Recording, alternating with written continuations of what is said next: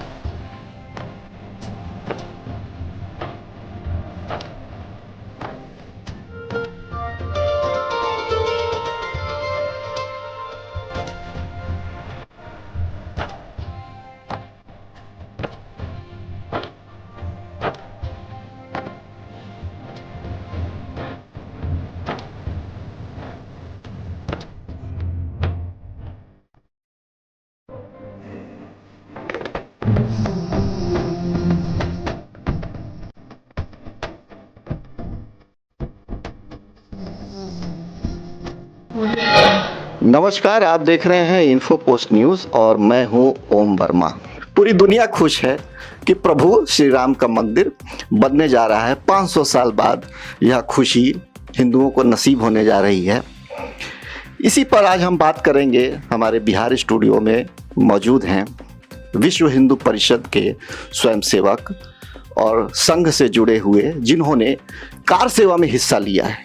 89 के कार सेवा में, 92 के कार सेवा में अपनी महत्वपूर्ण भूमिका अदा की है।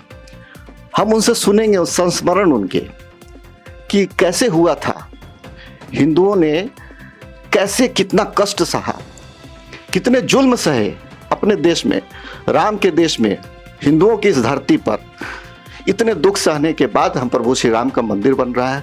हमारे साथ मौजूद हैं विश्व हिंदू परिषद के प्रमुख श्री अशोक श्रीवास्तव। इनसे आज हम बात करेंगे और कार सेवा और राम मंदिर पर इनके संस्मरण सुनेंगे। अशोक श्रीवास्तव जी, आपका बहुत बहुत स्वागत है इन्फो पोस्ट न्यूज़ के बिहार के स्टूडियो में। आज हम आपसे बात करेंगे, कैसा लग रहा है प्रभु श्री राम का मंदिर बनने जा रहा है, कैसा लग रहा है? आपको भी बहुत बहुत धन्यवाद, उसको भी बहुत बहुत धन्यवाद, आपको भी बहुत बहुत धन्यवाद। ये तो हम लोग की सौभाग्य की बात है कि आज हम लोग अपने जीते जी और प्रभु श्री रामचंद्र जी के मंदिर के प्राण प्रतिष्ठा में हिस्सा लेने भी जा रहे हैं और देख भी रहे हैं। क्योंकि हमको याद है कि 500 वर्ष बाद और 500 वर्ष के अंदर में लगभग 5.5 लाख हिंदुओं ने अपनी बलिदानी दिया। उनके जो हमारे पूर्वज थे वे देख नहीं पाए, जो बलिदान हुए वे भी देख नहीं पाए, बलिदान हुए उनके भी आने वाली पीढ़ी नहीं देख पाया और आज हम लोग की पीढ़ी देख रहा है।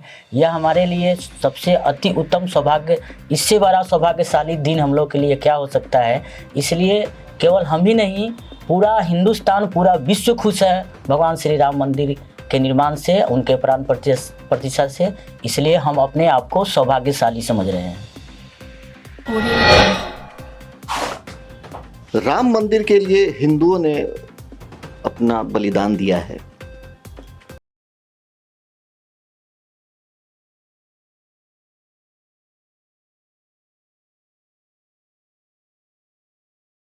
रोंगटे खड़े हो जाते हैं कितना कष्ट सहा हिंदुओं ने।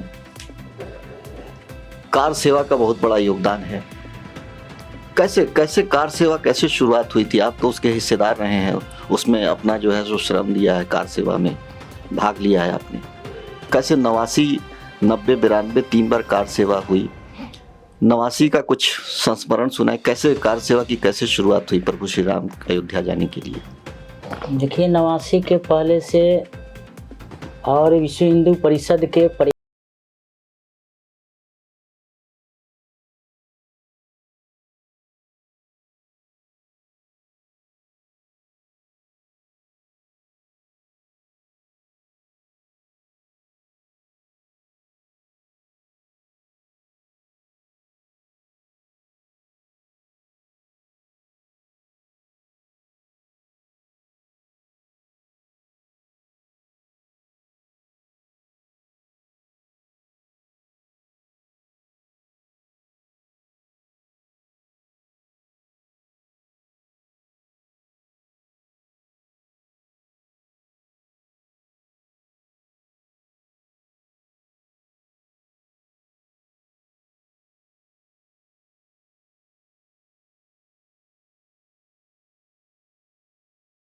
है और मस्जिद नहीं बल्कि एक ढांचा खड़ा किया गया है। केवल मस्जिद उसको हम लोग नहीं कहते, क्योंकि जिस मस्जिद में कुरान के अनुसार जिस मस्जिद में नमाज अदा नहीं किया जाता हो वह मस्जिद मस्जिद नहीं होता है, वह मस्जिद नापाक होता है। ये कुरान में लिखा हुआ है।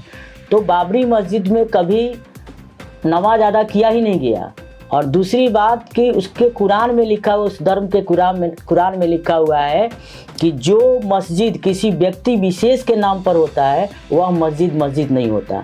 तो फिर उसको केंद्र सरकार उस समय के केंद्र सरकार, कांग्रेस के केंद्र सरकार मस्जिद क्यों कह रहा था?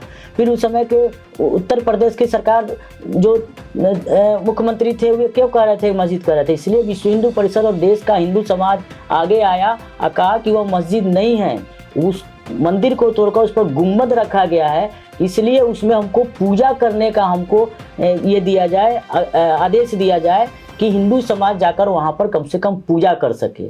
लेकिन उस समय के तत्कालीन मुख्यमंत्री और केंद्र सरकार कहा कि नहीं, हम नहीं होने देंगे। हमको याद है और आप लोग को भी याद होगा कि मुलायम सिंह यादव जी उस समय मुख्यमंत्री थे 89 के अंदर। उन्होंने कहा था 89, 90, 92 के अंदर उन्होंने कहा था कि अयोध्या और उत्तर प्रदेश की घेराबंदी इस प्रकार से कर दी गई है कि वहाँ एक परिंदा भी पर नहीं मार सकेगा। उनके चैलेंज को स्वीकार करते हुए, और उस समय सौभाग्य था मेरा कि उस समय हम इंटर के छात्र थे 89 के अंदर, और इंटरमीडिएट के छात्र होने के नाते हम विद्यार्थी परिषद का काम देख रहे थे। अखिल भारतीय विद्यार्थी परिषद ABVP का हम उस समय जिला प्रमुख थे। और उस समय हमको कार सेवा करने का मौका मिला। 89 के अंदर हमको बुलाया गया। 89 के अंदर देश भर से कार सेवकों को बुलाया गया कि वहाँ हम पूजा करेंगे। पूजा करने के लिए हम लोग वहाँ गए। वहाँ पर आंसू गैस के गोला छोड़ा गया, लाठी चार्ज हुआ, वहाँ से किसी तरह कार सेवकों को भगाया गया। फिर भी 89 में डराया गया कि यहाँ कोई कार सेवक पहुँचेगा नहीं। फिर भी हम लोग लगभग 40,000 की संख्या में देश भर से वहाँ पहुँचे थे और हम लोगों ने वहाँ पूजा किया। 89 के अंदर भी पूजा किया और सरकार के चैलेंज को स्वीकार करते हुए, उनके सारे सुरक्षा को दत्ता बताते हुए, और कार सेवकों ने पूजा किया और पूजा करके वहाँ से वापस आया, अपने अपने गंतव्य को गया। 89 के अंदर 90 के अंदर क्या हुआ कि 90 के अंदर पुनः आह्वान हुआ कि हमको क्या करना है, कार सेवा के रूप में जाना है अयोध्या। और 90 के अंदर क्या हुआ, मुलायम सिंह यादव जो 89 के अंदर हम लोगों ने पूजा किया था वहाँ पर जाकर, जहाँ पर भगवान राम जन्म लिए थे, उस क्या कहते हैं ढांचा के अंदर जाकर हम लोगों ने पूजा किया। इसका बदला लेने के उद्देश्य से मुलायम सिंह यादव ने क्या किया था, जनरल डायर की भूमिका में वहाँ पर क्रूर पुलिसकर्मी को लगाया था। आदेश दिया था कि जैसे कार सेवक यहाँ पहुँचेंगे और क्या करना है, गोली चलाना है, इनकी हत्या करना है। 90 के अंदर यह बात सत्य था कि 90 के अंदर काफ़ी सुरक्षा थी। सारे ट्रेनें रद्द कर दिया गए थे, सारे जो भी बसें थी बस को आने से रोक दिया गया था, सारा कम्युनिकेशन यानी ख़त्म कर दिया गया था कि कार सेवक यहाँ नहीं पहुँचेगा। और 90 के अंदर हम लोगों ने गोंडा में आया, गोंडा मोतिहारी की जत्था को लेकर हम गए थे और गोंडा से हमको क्या करना पड़ा, पैदल जाना पड़ा और 9 दिन यात्रा करके किसी दिन 10 किलोमीटर यात्रा करते थे, किसी दिन 5 किलोमीटर करते थे, किसी दिन 15 किलोमीटर करते थे। ऐसे यात्रा करके और घरों में छुप छुप कर, जंगलों में छुप छुप कर और करके वहाँ पर अयोध्या में 90 में हम लोग पहुँचे। 90 में जब सारे जगह के लोग पहुँच गए, हुआ कि हमको चलना है गर्भगिरी की तरफ, तब तक मुलायम सिंह यादव के लोगों ने गोली चलाना शुरू किया। हमने अपने आंखों से देखा कि जिसको गोली लगती थी, जिसके पैर में गोली लगती थी, जिंदा कार सेवक छटपटाता रहता था, उसके पैर में बालू का बोरा बांधकर, और मुलायम सिंह यादव का क्रूर पुलिस क्या करता था, पैर में जिंदा कार सेवक को बालू का बोरा बांधकर और सरजू नदी में जिंदा फेंक देता था, और वह तड़पते हुए जिंदा कार सेवक उसमें डूबकर मर जाता था।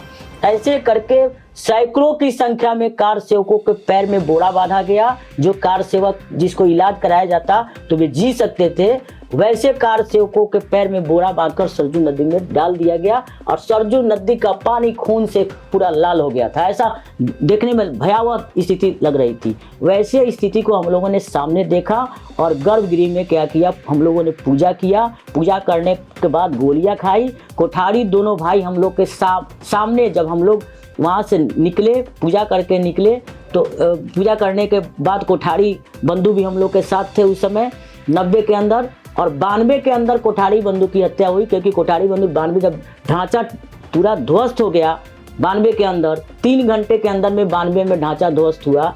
और जब ध्वस्त हुआ तो उस पर कोठारी बंधु उस पर गए क्या कहते हैं, भगवा ध्वज लहराने। तो भगवा ध्वज लहराते हुए मुलायम सिंह यादव की लोगों का गोली लगा और कोठारी बंधु ऊपर से गिरा, और गिरने के बाद वह वहीं पर उसकी हत्या हो गई। तो ऐसे माने क्रूरता के साथ लग रहा था कि हम लोग अंग्रेज जिस तरह शासन हम लोग पर कर रहा था और कोरे हम लोग खा रहे थे, हम लोग अगर उसके कानून का विरोध कर रहे थे तो हमको जेलों में डाला जाता था। ऐसे किया गया था हम लोग के साथ 89 के अंदर, 90 के अंदर और 92 के अंदर। और हम 5.5 लाख, अभी हमने बताया आपको कि 1528 ईस्वी में तोड़ा गया, और 1528 ईस्वी से लेकर 1992 तक, यानी लगातार 77 बार किसी न किसी रूप में, और हिंदू समाज उस पर चढ़ाई करते रहा कि यह राम जन्मभूमि हिंदुओं का है, यह राम जन्मभूमि हिंदुओं को सौंप दिया जाना चाहिए। अहिल्याबाई होलकर जो उज्जैन की थी, रानी थी, उस समय के काल में, गुलामी के कालखंडों में, मुगल के कालखंडों में अहिल्याबाई होलकर ने भी अपने सेना को लेकर एक बार तो विजय पताका लड़ा दी थी, और दूसरी बार उनको मुँह की खाना पड़ा था। उनकी भी हत्या हुई है इस कार सेवक में, उनके सेनाओं की भी हत्या हुई है उस समय के कार सेवा में, यानी कि यह मंदिर हिंदुओं का, इसको सौंप दो। ऐसे करके 1992 तक 5.5 लाख हिंदुओं ने, और राम जन्मभूमि को आज़ाद कराने के लिए 5.5 लाख हिंदुओं ने अपनी बलिदानी दिया। 92 के बाद विश्व हिंदू परिषद ने मंदिर निर्माण की प्रक्रिया में किस तरह की क्या भूमिका उठाई फिर, क्योंकि उस समय देश उबल रहा था। देखिए,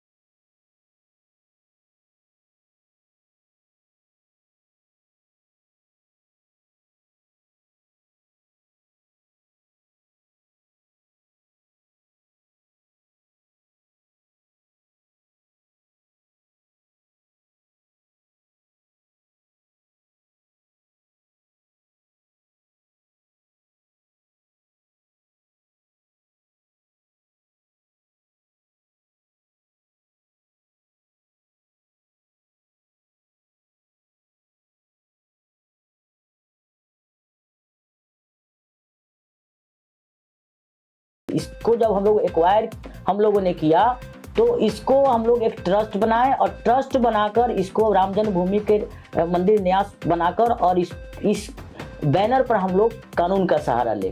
और आप सभी को पता होगा कि टाइटल का मुकदमा हुआ, इलाहाबाद में टाइटल का मुकदमा हुआ, सुनवाई चली, उसको भी लटकाने का प्रयास किया जा रहा था, काफ़ी लटकाने का प्रयास। सारा जितना भी दस्तावेज निकाले गए, जितने भी सब कुछ निकाले गए, सारे के सारे फारसी और उर्दू में निकाले गए, ताकि इसका ट्रांसलेट करते करते हम सालों लगा देंगे और इस राम जन्मभूमि को स्वतंत्र नहीं होने देंगे। लेकिन धीरे धीरे कानूनी प्रक्रिया आगे बढ़ा। विश्व हिंदू परिषद क्या किया, जगह जगह माहौल बनाना शुरू किया, जगह जगह सभाएं करना शुरू किया, जगह जगह जन जागरण करना शुरू किया, सम्मेलन करना शुरू किया, लोगों को यथा स्थिति यानी वस्तु स्थिति को बताना शुरू किया कि आखिर राम जन्मभूमि पर हम लड़ाई क्यों लड़ रहे हैं और राम जन्मभूमि हिंदुओं को क्यों मिलना चाहिए। ऐसा करके जगह जगह बनाया, देश के जनता को, हिंदू को समझाया, सरकारों का कान खड़ा हुआ। और आपको पता है कि 2014 के पहले तक लगभग 6000 की संख्या में दस्तावेज जो था वह फारसी में पड़ा हुआ था। इतने दस्तावेज उस पर निकाले, इतने एविडेंस निकाले गए, सब फारसी में था। ऐसा प्रयास किया जा रहा था कि इसका ना ट्रांसलेट होगा, ना प्रक्रिया, जो कानूनी प्रक्रिया है, आगे बढ़ेगा। लेकिन हम धन्यवाद देना चाहेंगे अभी वर्तमान में केंद्र सरकार मोदी जी को, और धन्यवाद देना चाहेंगे वर्तमान में उत्तर प्रदेश के सरकार योगी जी को कि इन लोगों ने क्या किया। इन लोगों के प्रयास से वह फारसी का जो पेज था, फारसी का जो दस्तावेज था, उसका हिंदी और अंग्रेजी में ट्रांसलेट करवाया गया और ट्रांसलेट करवाकर और प्रतिदिन सुनवाई का आग्रह किया गया supreme court, high court Allahabad में भी और सुप्रीम कोर्ट में भी। इलाहाबाद जब हमको डिग्री दिया तो सुप्रीम कोर्ट में चैलेंज हुआ। चैलेंज के बाद वहाँ पर सुप्रीम कोर्ट में प्रतिदिन वकीलों को रखकर और यह प्रयास किया गया कि हमारी प्रतिदिन सुनवाई हो। और हिंदू समाज के कारण और भगवान राम के कारण, हिंदू समाज के कंट्रीब्यूशन के कारण, और हमको लगता है कि वह दस्तावेज ट्रांसलेट इंग्लिश में हुआ, हिंदी में हुआ और जल्दी जल्दी सुनवाई करके और क्या हुआ कि वह हमारे कानून हमारे पक्ष में आया। और फुल बेंच ने क्या किया, जजमेंट किया कि नहीं, जहाँ इन लोगों ने दावा किया है, जहाँ भगवान राम लला का ये गर्भगिरी बता रहे हैं, वहाँ भगवान राम ने वहीं जन्म लिया था। इसलिए क्योंकि वहाँ खुदाई हुई, नासा का वैज्ञानिक भी खुदाई किया था। तो आप लोगों को पता होगा कि नासा का वैज्ञानिक जो वर्ल्ड में कोई चैलेंज नहीं कर सकता है उसके एविडेंस को, और उसने खुदाई किया था, उसने देखा था, तो उसने बताया था कि नहीं, सैटेलाइट लगाया था तो देखा, कहा कि नहीं, यहाँ घड़ी घंट मिला है, यहाँ क्या कहते हैं शंख मिला है, यहाँ रसोई घर मिला है, यहाँ सारे ईंट पर लिखे भगवान श्री राम का नाम मिला है। इसलिए यह कोई मस्जिद नहीं हो सकता है, यह मंदिर ही हो सकता है, ऐसा करके नासा के वैज्ञानिकों ने भी कहा था। सारे एविडेंस को लेकर इलाहाबाद ने हमको डिग्री दिया। इलाहाबाद के जजमेंट को चैलेंज किया हमारे विरोधियों ने, तो सुप्रीम कोर्ट गया और सुप्रीम कोर्ट ने सद्भावना बनी रहे इस नाते सरजू नदी के पार में कुछ ज़मीन उनको दिया, मुसलमान लोगों को, कि आप वहाँ मस्जिद बना सकते हैं। लेकिन ये लोग बार बार, कुछ लोग कहता है कि राम जन्मभूमि पर हॉस्पिटल क्यों नहीं बनवा दिया जाता है, स्कूल क्यों नहीं। तो हम उन लोगों से ऐसा सवाल करना चाहेंगे कि जो सरजू नदी के बाद जो उनको ज़मीन मिली है, तो उस पर हॉस्पिटल और उस पर स्कूल, उस पर विद्यालय क्यों नहीं बनाने की लोग बात करते हैं कि राम जन्मभूमि। क्योंकि राम के बिना, राम हमारे आदर्श हैं, राम हमारे आदर्श पुरुष हैं और राम हमारे राष्ट्र पुरुष हैं, यानी राम ही राष्ट्र है और सीता धरती है। इसलिए राम के बिना यानी हम हिंदू समाज अधूरा है। इसलिए राम इस देश के नायक है। और बाहर में हम जाते हैं तो लोग कहता है, बाकी लोग जाता है, भाई तुम्हारे देश का क्या पहचान है, ऐसा पहचान आता है। तो आज तो हम कह सकते हैं कि भगवान राम अयोध्या में जन्म लिए और भगवान राम का भव्य मंदिर जो है वह हमारा आदर्श है और हम भगवान हमारे राम आदर्श है। इसलिए ये बात तो कह सकते हैं। इसलिए भगवान राम जो है इस देश के राष्ट्र पुरुष हैं और राष्ट्र पुरुष होने के नाते जो विश्व हिंदू परिषद को करना था, हमारे आराध्य होने के नाते जो विश्व हिंदू परिषद को करना था, लगातार 84 से संघर्ष करते करते, संघर्ष तो 1949 से आज़ादी के बाद से लोग कर रहा है। 44 लगा था, सब किसी को पता होगा, 44 लगा। 6 माह का मात्र 44 का मियाद होता है। 6 माह में क्या होता है कि किसी मुद्दे मुदाले को वह क्या किया जाता है, डिग्री मिल जाता है या उसको यथावत रख के उसका फैसला हो जाता है। लेकिन 49 में 44 लगता है इस राम जन्मभूमि पर और 49 का 44 बढ़ते 84 में ताला खुलता है। यह देश के हिंदुओं के साथ गद्दारी नहीं, यह देश के हिंदुओं के साथ विडंबना नहीं, तो और क्या हो सकता है। इतना लड़ाने का प्रयास किया गया और हिंदू समाज को बैठने उठने के कारण जाकर ताला खुला और वह 44 का मियाद खुला। तो 1949 से 1528 से हिंदू समाज लड़ रहा है। 1949 से इस देश में राष्ट्रीय स्वयंसेवक संघ और अपना हिंदू समाज जो स्वतंत्र हिंदू समाज था वह विश्व हिंदू परिषद के बैनर तले 1949 से कानूनी लड़ाई से लेकर और एक क्या कहते हैं धार्मिक माहौल बनाने से लेकर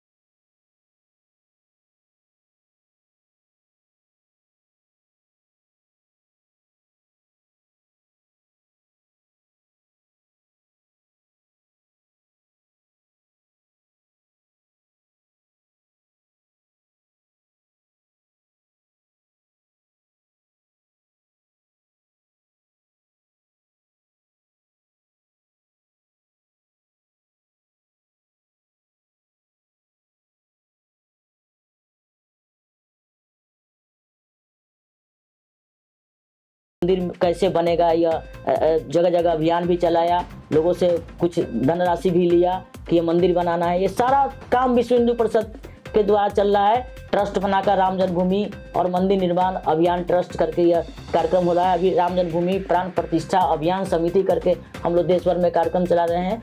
इस न्योता पर, इस संगठन के न्योता पर प्रधानमंत्री जी आ रहे हैं, मुख्यमंत्री जी आ रहे हैं, बाकी देश के बड़े बड़े लोग आ रहे हैं, देश विदेश से बड़े संत आ रहे हैं। ये सारा के सारा विश्व हिंदू परिषद कर रहा है। भगवान राम का मंदिर का 22 जनवरी को प्राण प्रतिष्ठा होगा और इससे बड़ा और खुशी हमको लगता है कि आज के जीवन में हम लोगों को नहीं मिला होगा जो खुशी 22 जनवरी को मिलने जा रहा है। 22 जनवरी को अयोध्या में राम मंदिर की प्राण प्रतिष्ठा है और इसको लेकर देश भर में उत्साह है। विश्व हिंदू परिषद ने अक्षत पूजित कार्यक्रम का भी आयोजन किया है। तो इससे पूरे देश में जो है सो किस तरह का हम लोग संदेश विहित देना चाहती है? देखिए, राम जन्मभूमि को आज़ाद कराने के लिए हमने पहले आपको बताया कि 5.5 लाख हिंदुओं ने बलिदान दिया। कार सेवा से लेकर शिला पूजन के कार्यक्रम से लेकर शिला जो 84 में हम लोग घुमाए थे, पूजन कराए थे, उस पूजन के कार्यक्रम से लेकर अभी तक देश का हिंदू समाज इसमें अग्रणी भूमिका निभाया है अपना। तो इस नाते विश्व हिंदू परिषद यह तय किया है कि हिंदू समाज यह अपने आप को नहीं कहे कि भगवान राम का मंदिर बन गया, हमको देखने का न्योता नहीं मिला। इसलिए पूज्य संतों की अगुवाई में संतों ने यह निर्णय किया कि भगवान राम के यहाँ से अक्षत पूज कर, और हम जिस तरह अभियान में लोगों से समर्पण, निधि समर्पण लिए हैं, 125 रुपया आपको याद हो गया लेकर हम लोगों ने शिला पूजन का कार्यक्रम कराया था उस समय। और इसलिए हिंदू समाज हमारा छूटे नहीं। इस नाते संतों ने क्या किया, अक्षत पूज कर और क्या किया, कहा कि ये अक्षत पूरे हिंदुस्तान के एक एक हिंदू समाज के पास जाना चाहिए कि 22 जनवरी को प्राण प्रतिष्ठा है। प्राण प्रतिष्ठा के बाद आप लोग भी अयोध्या दर्शन करने आए। इसलिए अक्षत का कार्यक्रम समझिए कि जस्ट लाइक निमंत्रण का कार्यक्रम है। उस अक्षत के साथ हम लोग भगवान की तस्वीर भी एक दे रहे हैं, उनके राम जन्मभूमि का तस्वीर भी है और एक निमंत्रण पत्र भी है, उसको हम लोग दे रहे हैं कि 22 जनवरी के बाद आपके सौजन्य से, पूरे हिंदुस्तान के, पूरे विश्व के हिंदुओं के सौजन्य से जो भगवान राम का मंदिर, भव्य मंदिर बन रहा है, उसका दर्शन करने आप लोग आए। इसलिए उनका अक्षत लेकर हम लोग घर घर पहुंचा रहे हैं कि आप भी 22 जनवरी के बाद जाएं। 22 जनवरी को नहीं जाना है, 22 जनवरी को इसलिए कि 22 जनवरी को पूरे विश्व के 5000 बड़े संत आ रहे हैं। उसमें महामंडलेश्वर भी है, जूना अखाड़ा के लोग भी हैं, अन्य अखाड़ा के लोग, बड़े बड़े लोग आ रहे हैं, संत आ रहे हैं और बड़े बड़े अवार्डेड लोग भी आ रहे हैं। इसलिए उस दिन सुरक्षा के दृष्टि से भी अयोध्या को ठीक ठाक रखना है, भीड़ नहीं हो, क्योंकि कुछ विरोधी चैलेंज भी किए हैं कि ये कर देंगे, वो कर देंगे, ऐसा बोल रहे हैं। इसलिए सुरक्षा के दृष्टि से भी उस दिन काफ़ी भीड़ नहीं हो, इस नाते लिमिटेड लोग को बुलाया गया है। लेकिन 22 जनवरी को विश्व हिंदू परिषद सबसे निवेदन किया है पूरे हिंदू समाज से कि 22 जनवरी को आप 11 बजे से लेकर 1 बजे के बीच में मंदिरों में बैठकर भजन कीर्तन करिए।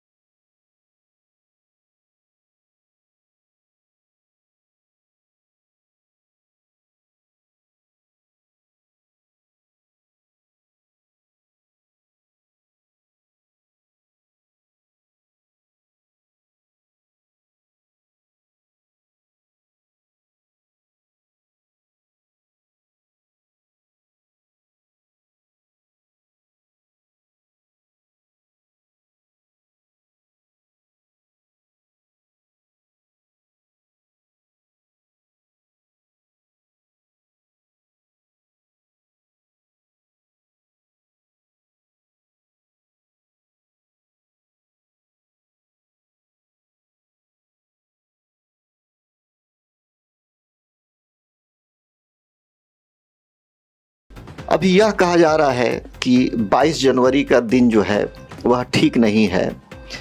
उस दिन जो है अभी भगवान राम का मंदिर पूर्ण रूप से तैयार नहीं हुआ है, तो कुछ लोग इसे हिंदू धर्म के खिलाफ भी बता रहे हैं, हिंदुओं को ही हिंदुओं के खिलाफ भड़का रहे हैं। तो इस पर क्या कहना चाहेंगे? कई शंकराचार्य ने भी तो उनका बयान आ गया, कई ने तो कह दिया कि जो है सो बहुत कुछ कह दिया कि भाई ये धर्म के विरुद्ध है। तो कैसे मानते हैं, क्या धर्म के विरुद्ध है क्या 22 जनवरी? कभी नहीं। देखिए, विरोध तो शुरू से होते आया है। भगवान राम भी चले थे तो रास्ते में आखिर रावण या राक्षसों की हत्या भगवान क्यों करते थे? इसलिए करते थे कि जब भी कोई अनुष्ठान करते थे, भगवान बैठते थे तो क्या करते थे, राक्षस लोग क्या करता था, हड्डी उसमें डालना शुरू कर देता था। राक्षसी रूप में सुरसा मुंह बाकर खड़ी हो जाती थी। ऐसे तो हर जगह विघ्न मिला है भगवान को। त्रेता युग में भी मिला है और क्या कहते हैं द्वापर में भी मिला है, आज कलयुग में मिल रहा है, सतयुग में मिला था। तो ये तो विरोध होगा। लेकिन आज के वर्तमान में विश्व हिंदू परिषद कांग्रेस के हिंदू को भी अपना हिंदू समझता है, राजद के हिंदू को भी हिंदू समझता है। विश्व हिंदू परिषद को ये कांग्रेस, राजद और भाजपा से मतलब नहीं है।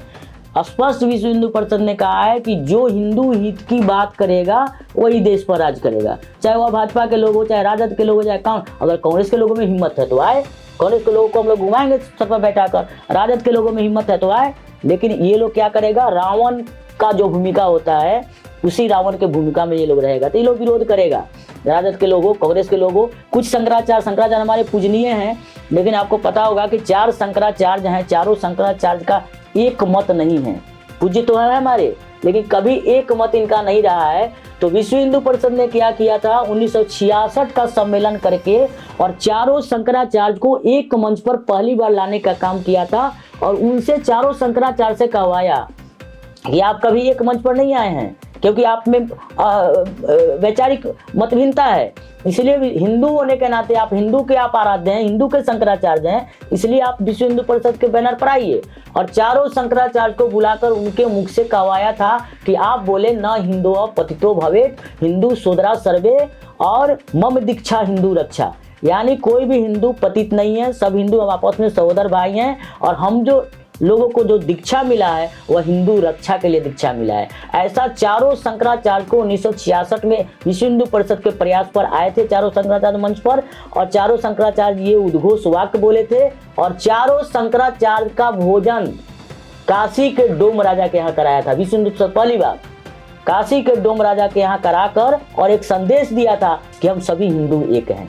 अब जहाँ हिंदुत्व की बात है, जहाँ राष्ट्र धर्म की बात है, वहाँ पर अगर कोई विरोध करता है तो हमको लगता है कि निश्चित रूप से माने कुछ क्या कहा जाए, पूज्य को तो कुछ नहीं कहा जाए, किसी न किसी पूर्वाग्रह से ग्रसित होकर ये लोग बोल रहे होंगे या किसी दल के प्रवक्ता बनकर बोल रहे होंगे, ऐसा मेरा मानना है अपना। क्योंकि सारे संतों को, जितने भी सारे संतों में खुशी है, संत गीत गा रहे हैं, बजा रहे हैं, नाच रहे हैं। कि 22 जनवरी को आप देखेंगे पूरा हिंदुस्तान में बिना कहे हुए गली कुची में अष्टजाम, गली कुची में लखड़ाओ, गली कुची में भजन कीर्तन, बड़े बड़े स्टेज शो धार्मिक हो रहे हैं बिना कहे हुए। पूरे दुनिया में तैयारी हो रही है। और इसमें अगर कोई गलत विरोध में बयान दे तो इससे बड़ा दुर्भाग्य उनके लिए कुछ नहीं हो सकता है। और भगवान राम का विरोध करने वाले आप देख सकते हैं कि यूपी में क्या हुआ है और कांग्रेस किस गर्त में जा रहा है, क्योंकि ये लोग भगवान राम का विरोध किया है।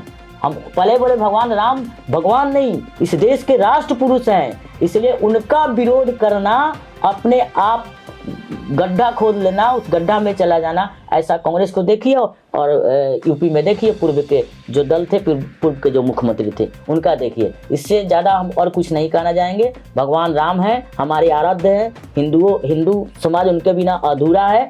और भगवान राम के मंदिर के बाद हम आपका काशी बनकर तैयार है। काशी और मथुरा भी हम लोगों ने कहा है कि अयोध्या तो एक झांकी है और काशी मथुरा बाकी है, इसलिए काशी मथुरा भी हमारा होगा और निश्चित रूप से है। और जिस तरह अयोध्या में भव्य मंदिर बन रहा है उस तरह काशी मथुरा का भी जीर्णोद्धार होने जा रहा है।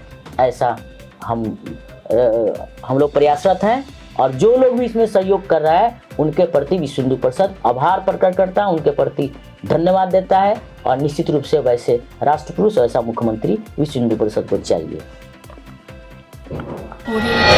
तो ये आप देख रहे थे श्री अशोक श्रीवास्तव जी को, इनसे हमने एक्सक्लूसिव बातचीत की। ये हमारे मोतिहारी के स्टूडियो में, इन्फो पोस्ट न्यूज़ के स्टूडियो में आए।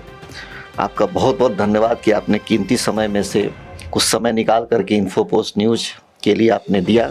इसके लिए हम आपका बहुत बहुत आपको भी बहुत बहुत धन्यवाद कि आप समय समय पर ऐसे ज्वलंत विषय को और आप जो उठा रहे हैं, अब पूरा देश आपका सुन रहा है, देखता है, इसलिए निश्चित रूप से आपको भी धन्यवाद।